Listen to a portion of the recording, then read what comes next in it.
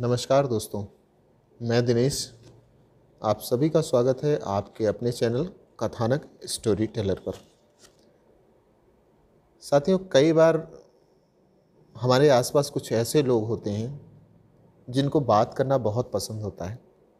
वो अक्सर किसी से बात करना चाहते हैं, बिना बोले उनका मन ही नहीं लगता है और वो चाहते हैं कि कोई ना कोई बातचीत करने के लिए उनके आसपास हो। आज जो मैं कहानी आप लोगों को सुनाने वाला हूँ वो पंचतंत्र की कहानियों में से एक कहानी है और ये कहानी एक कछुए की है। और वो कछुआ ऐसा है जिसको बात करने की बहुत आदत होती है और बिना बात के हुए वो नहीं रह पाता है। तो कहानी कुछ यूँ है कि एक कछुआ दो हंसों के साथ एक तालाब में रहता था। वे तीनों बहुत ही अच्छे मित्र थे। कछुआ अपने स्वभाव से बहुत बातूनी था, मतलब बातचीत करना उसको बहुत ही अच्छा लगता था।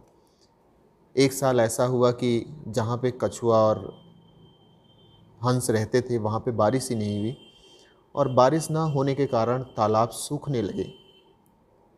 हंसों को बहुत चिंता होने लगी और उन्होंने उड़कर किसी नई जगह जाने की योजना बनाई और यह निश्चय किया कि हम किसी नई जगह पे चलते हैं उड़कर। जब यह बात कछुए को पता लगी तो उसने अपने मित्रों से कहा, कृपया मुझे छोड़कर मत जाओ, मैं यहाँ बिना भोजन और पानी के मर जाऊँगा। उनमें से एक हंस ने कहा, मित्र तुम तो उड़ ही नहीं सकते हो, हमारे साथ कैसे जा सकते हो, तुम्हें उड़ना तो आता नहीं है। तभी अचानक कछुए के दिमाग में एक विचार आया और उसने कहा, मेरे लिए एक लकड़ी की डंडी ला दो तुम मित्र। तुम दोनों अपनी चोंच से डंडी के दोनों किनारे पकड़ लेना और मैं अपने मजबूत दांतों से डंडी को बीच में पकड़कर रख लूँगा। इस प्रकार मैं भी तुम्हारे साथ उड़ सकूँगा। हंसों को पता था अपने मित्र का स्वभाव कि वो बातचीत बहुत करता है, बोलता बहुत है। सो उन्होंने सावधान किया कछुए को कि वह पूरे रास्ते गलती से भी कुछ ना बोले और ना अपना मुंह खोले। कछुए ने अपना मुंह बंद रखने का वादा किया। इस प्रकार हंस कछुए को लेकर हवा में उड़ने लगे। जल्दी वे एक छोटे शहर के ऊपर से गुजरे। कुछ लोगों ने नीचे से उन्हें देखा और चिल्लाए, देखो देखो, अजीब सा उड़ने वाला कछुआ, यह कितना मूर्ख दिख रहा है। कछुआ यह सुनकर सब कुछ भूल गया और बोला, मूर्ख लोगों चुप रहो, और अपना मुंह खोल दिया। मुंह खोलते ही डंडी उससे छूट गई और वह नीचे ज़मीन पर धड़ाम से आ गिरा और मर गया।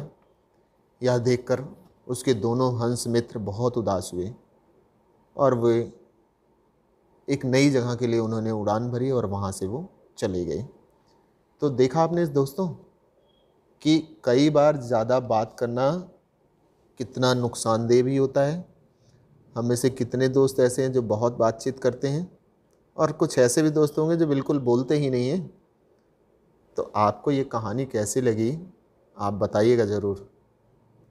आप कमेंट के जो अपना है इसमें यूट्यूब पे उस पर आप लिख सकते हैं। आप कमेंट बॉक्स में लिख कर ज़रूर बताइएगा कि आपको ये कहानी कैसी लगी। फिर अगली बार आप लोगों से मिलता हूँ एक नई कहानी के साथ। तब तक के लिए अपने साथी दिनेश को अनुमति दीजिए।